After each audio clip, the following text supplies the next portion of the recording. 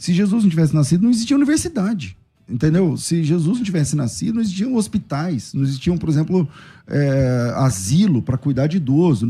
Quer dizer, o infanticídio só tem fim na história humana recente. Bom, aqui no Brasil, por exemplo, ainda tem infanticídio, né? Porque as comunidades indígenas têm aí o pessoal da esquerda que defende a manutenção do infanticídio hoje. E o aborto. O aborto não há nenhuma diferença. Eu tô falando gente, ó, talvez você não saiba disso que eu tô falando. O Brasil tem legalizado infanticídio agora nas tribos indígenas em nome da cultura não é imputado como crime. Não é imputado como crime. Então, gêmeos, quando nasce com síndrome de Down, quando nasce com algum tipo de... que nasce com a pele toda branca, como chama? Vitiligo? Albino. Quando o índio nasce assim, ele é morto. Ele é morto e a lei brasileira ainda tem aí, os deputados têm pesquisa isso que eu estou falando. Então, tudo isso é erradicado no mundo através do cristianismo. Isso é a loucura do multiculturalismo. É uma loucura que as pessoas tomam até como se fosse uma verdade. Acham que todas as culturas são igualmente boas. Não, existem culturas boas e culturas perversas. Uma cultura em que você... O canibalismo, por exemplo, é cultural. Em que você mata uma criança, você mata um deficiente. Uma criança que nasce com um problema, você assassinar a criança. Isso é normal? Não é. Uma cultura que defende o assassinato intrauterino, o aborto, por exemplo.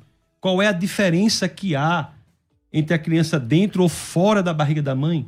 Quer dizer, o canal vaginal é um negócio tão mágico que dá um estatuto ontológico para aquele ser. Só depois que sai do canal. Um portal. Então, isso são elementos brutais, severos, que o cristianismo luta contra isso desde sempre. E o que há hoje, repito, é uma deturpação desses conceitos de maneira errada para seduzir e afastar as pessoas de Jesus Cristo. Agora, eu posso dar uma notícia triste aqui na rádio hoje? E vou até surpreender vocês e os ouvintes com o que eu vou dizer. Por um lado, eu não estou otimista que o cristianismo luta contra isso aí. Permita-me dizer isso. Eu sei que você... Como assim, Rodrigo? Vou explicar por quê. Que já foi agora em novembro do ano passado. Eu sou membro do SBL, que é a Society of Biblical Literature. Quem é teólogo sabe, é a maior agremiação de teólogos do mundo inteiro. Você tem tem o Azor, que é de arqueologia, você tem também o ATS, que é mais conservador. São quase 10 mil teólogos, 15 mil teólogos que se reúnem todo ano nos Estados Unidos. Tem um capítulo na Europa e outro nos Estados Unidos. E cada ano que eu passo ali, eu fico mais desapontado. Por exemplo, pasmem, no ambiente de teólogos, eu dando uma palestra e eu sendo o único que estava defendendo a historicidade dos evangelhos. Mas isso depois... Único. Então, isso aí depois de Nestle Aland e o pessoal do texto Receptus. Na verdade, texto crítico. O texto Receptus é o contrário, é o ultraconservador. O pessoal do texto crítico, isso aí, o pau que rola aqui. E aqui no Brasil... É isso que eu vou chegar. As novas Bíblias já estão sendo traduzidas a partir do texto. É isso que eu vou chegar. Só fechando aqui, daqui a pouco isso Jesus que não é acontece Deus, lá não... fora, É isso aí. Demora alguns anos para chegar aqui. Há movimentos de ondas. Vai da Europa para os Estados Unidos vem para cá. Esse último que eu fui agora, tinha uma mulher de uma conceituada universidade, não estou falando do camaradinha do encanto, não, estou falando de gente com PhD, defendendo que Apocalipse 3:20, eis que eu estou à porta e bato, que é o pênis de Cristo na vagina da igreja. Uma leitura feminista do Apocalipse. E coisas assim do Arco da Velha. E repito, não vou dar nomes aqui, senão vai parecer que eu estou jogando ferpada para alguém, mas não são teólogos isolados, não. Eles representam grandes agremiações do cristianismo. Ou seja, só o conservadorismo, que eu vou chamar aqui de conservadorismo, né?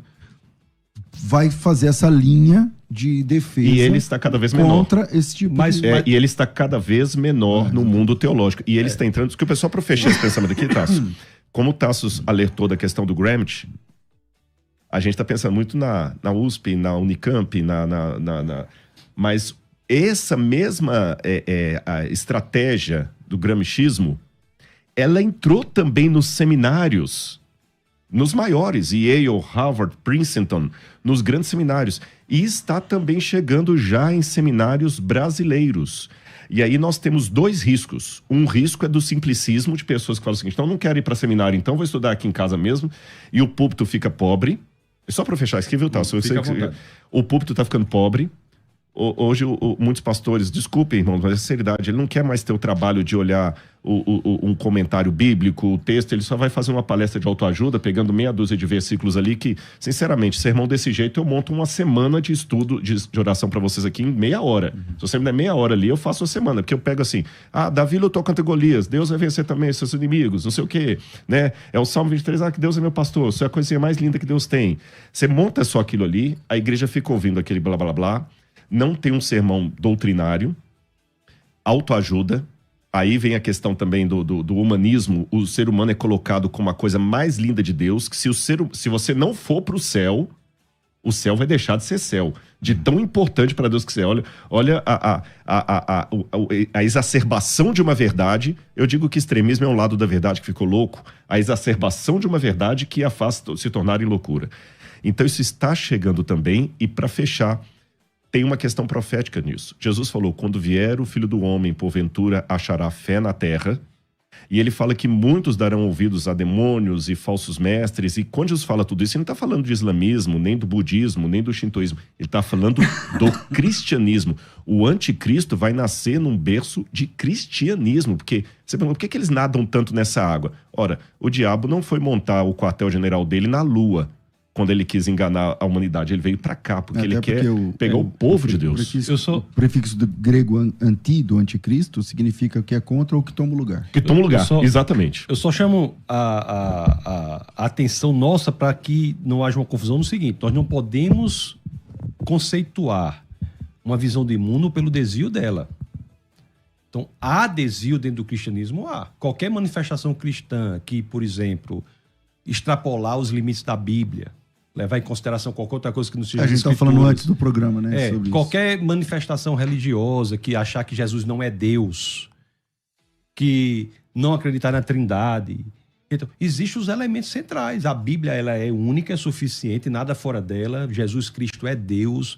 Há uma revelação por meio das Escrituras, por meio da natureza. Fora disso, não é cristianismo.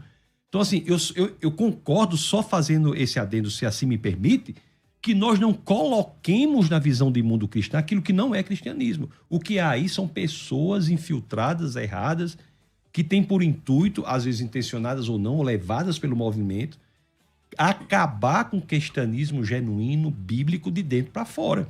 Porque, veja bem, teve uma pergunta que o pastor fez aí, o pastor César fez, foi assim, como é que podemos ter uma igreja bíblica que não tem acepção de pessoas? Você veja que essa pergunta só faz sentido numa ideia de que existe cristianismo bíblico com acepção de pessoas. Porque, na verdade, não existe. Não há nada que precise ser feito. É só ser cristão. Nada no cristianismo bíblico que precise ser feito para que não haja acepção de pessoas. Porque o cristianismo bíblico...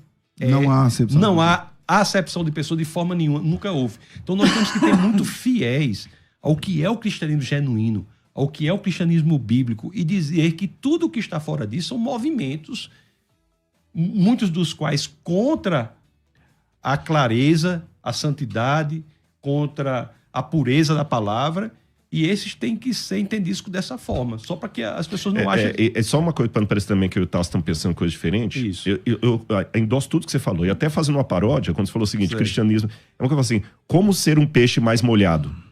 É só sendo peixe. Se você for o peixe, vai dentro da água, você vai ser molhado. Como ser um peixe mais molhado? Bom, é só sendo peixe.